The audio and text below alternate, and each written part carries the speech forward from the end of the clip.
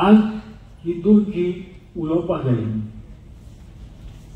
ती उलोवपां ही खरें म्हळ्यार ह्या संमेलनाच्या वावराचेर चडिल्लो कळस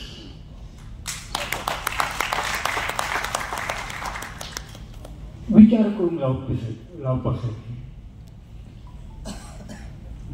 जयंत बाबान तें सांगलें साहित्य म्हळ्यार कितें, साहित्याचें मनशाची विचार आशिल्ली सुवात ही कितली म्हत्वाची आसता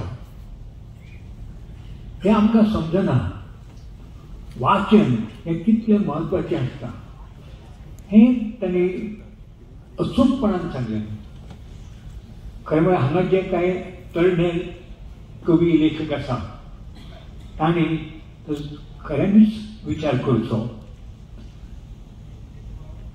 कालच्या म्हज्या भाशणांत हांवें थोडेशें त्या संबंदान उलयलां, पूण एक गजाल म्हाका खंतीची दिसता ती अशी की आमचे जे तरणे कवी जे आसात वा खंयचे लेखक तांकां जर सांगलें हें तुमी वाचात म्हणून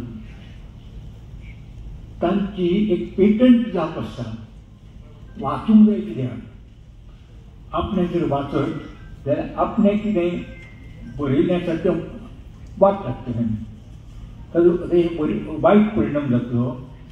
हांव इमिटेट करचो न्हू, इमिटेशन जातलें. हांव सदांच म्हणटा imitation is the first step बरें बरोवपाचें. इमिटेट करूंकच जाय सुरवातीच्या काळांत.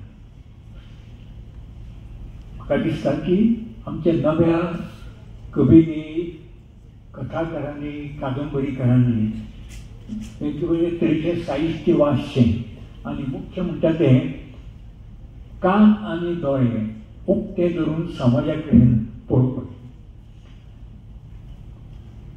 जस्टीस नागरेश हांणी इतलें सुंदर विवेचन केलें आज भाशेची कितें परिस्थिती आसा आनी भास ही तिगोवन दवरपाक आमी कितें करूंक जाय. ती गजाल खरी की आतां हांव मुंबईत बी पळयतां की जे कोंकणी उलोवपी लोक आशिल्ले ते हळू कमी जायत वता. तें कित्याक आमकां इतलें पयस वचपाची गरजूच ना. पुर्तुगीज ही भास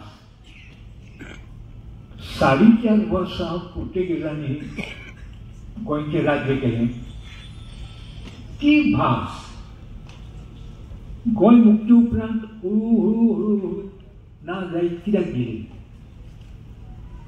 फाटीं एक सर्वे केल्लो